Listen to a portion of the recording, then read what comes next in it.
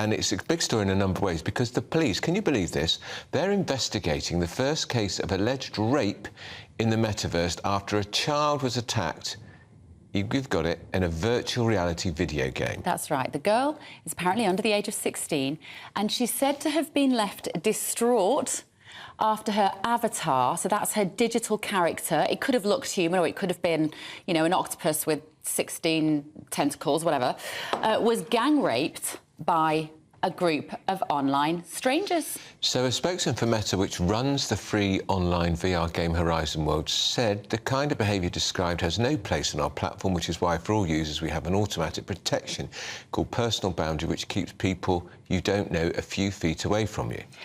Is this a good use of police time? Honestly, when you think what we might have been discussing on our first show back together in 2024, this would not have been at the top of the list, but it's absolutely insane. Well, it's not a good use of police time when the number of convictions for rape in this country have fallen to an historic all-time low. That's women who have genuinely been raped by a man. I know sometimes rape is against a man, but rape, it is a shameful record we have in this country. And yet now we discover the police are poking their nose into the metaverse. At the moment, lawyers are saying, well, there's been no case for any sort of conviction. You can't even call it rape. There's no actual penetration.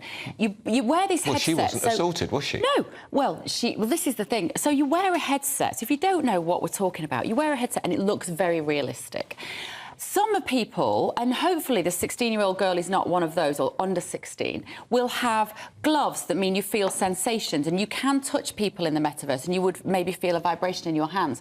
But the idea that any of that can be compared to rape in real life is just madness, and we need to call it out for what it is.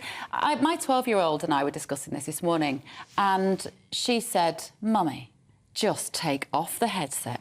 And I thought sometimes it takes a child to make you realise where the common sense is. It's almost like a bad dream, isn't it? I mean, I don't do any of this stuff. Obviously, I'm far too old. Don't understand any of it. You can't do your parking app. No, but if you have a bad dream, what do? You wake yourself up and get out of the dream. It ends. The question is as well, if this child is genuinely claiming to be traumatised by this, how much time was that child spending in that alternative parallel universe that she'd obviously lost the distinction between the real world and the virtual world? And that's poor parenting, isn't it?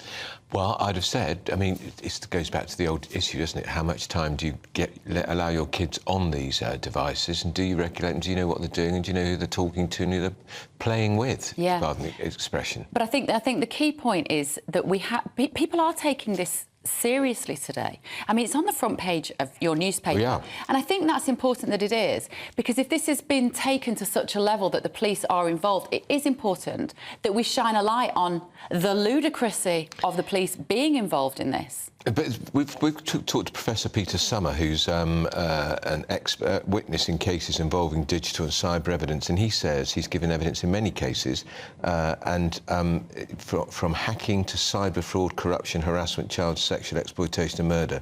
He says it can be very distressing for a child to have to give evidence in a sex assault case. Well, a child hasn't been sexually assaulted here. No. So it is the cartoon character has been assaulted by a cartoon character. My mind is just blown. I'm sorry that life is coming to this. I think it's absolutely ridiculous. Let us know what you think. GBNews at gbnews.com.